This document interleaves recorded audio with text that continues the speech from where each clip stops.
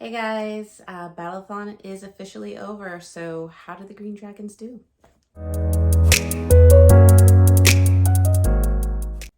Hey guys, if you are new here, welcome to the Book Path. I'm Nicole, and if this isn't your first rodeo, thanks for sticking around. September is over and done with. Battleathon is done. Did Team Green Dragons stay afloat, or did we crash and burn into last place? So for what I was trying to continue for the week was Paradise Club by T.B.R. This was September's Book Club Unlimited pick, and I ended up giving it 2 stars. Basically what you have is a billionaire or whatever who set up this resort island, and he set out all these contest winners or people that were able to come to the island. They're all coming in now, and they're there for a week, a weekend, whatever it is, and they don't know that what their real purpose is to basically have a battle royale type of scenario where killers are released on the island and you have to kind of win the game and survive against the killers. It's said that only one person will be able to survive out of thousands basically that got invited, or at least I think about a thousand or two, because I know it was much more than a few hundred, and it was not my forte. It's horror and gore is not really my forte. I can do a light thriller or suspense, but the horror and gore is not my thing. That being said, the pros were that it was very fast paced. It could very well be a page turner if I didn't need to put it down for bed because I don't want to traumatize myself and give myself nightmares. Very easy to kind of visualize it in your head, how things are playing out. It does kind of play out like a movie for me to visualize in my head. But that being said, because of its genre, it's not particularly what I want to be visualizing in my head. It does kind of pull you in to where, because of its multi-POV perspective, you are kind of rooting for different characters, but you're not pulled in enough because there's not enough time to really get attached to any character. And there are a few twists and bends that I didn't see coming, and surprises that I was very surprised that they took in the book. So I'm like, there were some positive things despite it not being my preferred genre.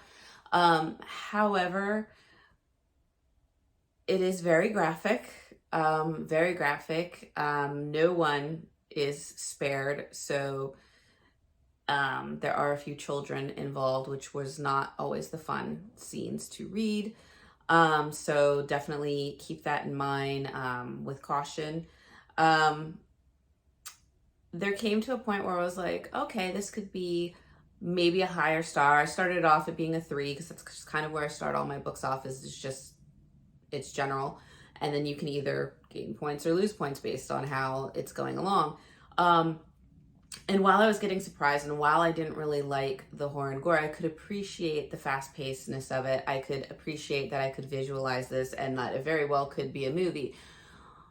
Until we got to a part where they started implying that the billionaire was like a cultish fanatic, I was like, you could have just had a really twisted billionaire and had this be his game and his sick mind or whatever it is. But then you had to throw that in there. And I felt like that was a little cliched to do. So I was like, well, let's see how it turns out. And then when you find out what he's trying to do and they bring it forward in this, like the sci-fi elements kind of come in, and that tanked it for me big time.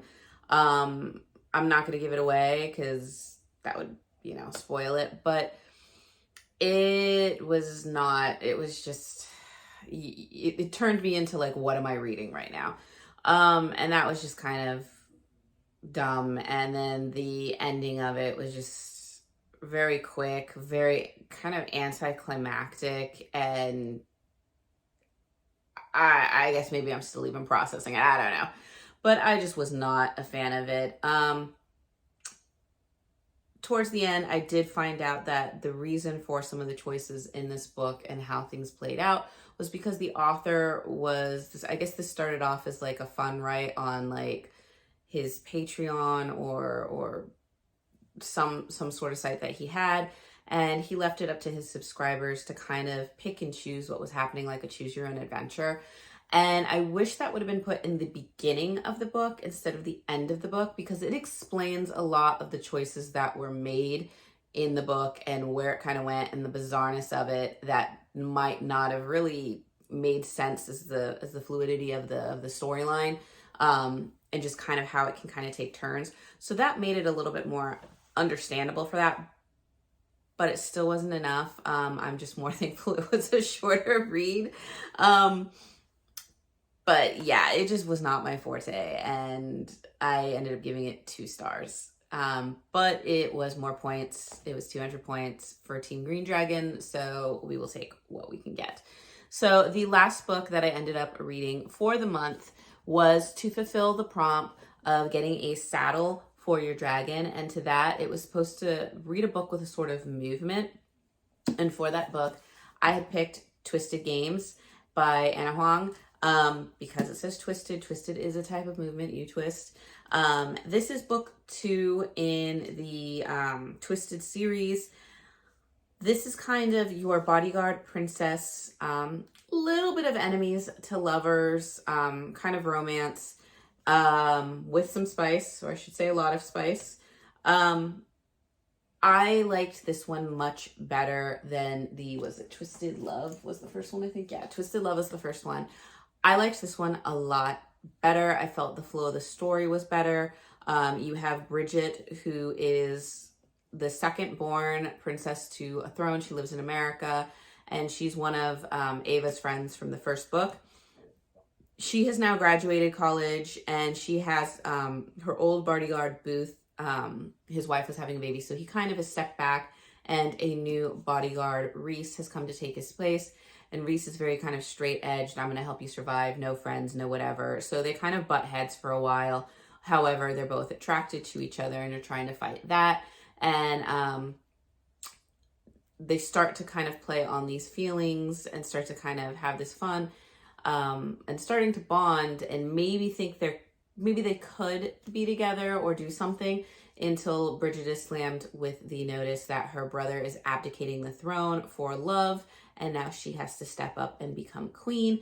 And that basically means endgame for her and the bodyguard and whatever they would have thought. But does it really? Because then we wouldn't have a story. So you could kind of see where things were going in this. I was happy that towards the ending, there was a path that I thought they could have taken and they didn't, and I was kind of happy that they didn't.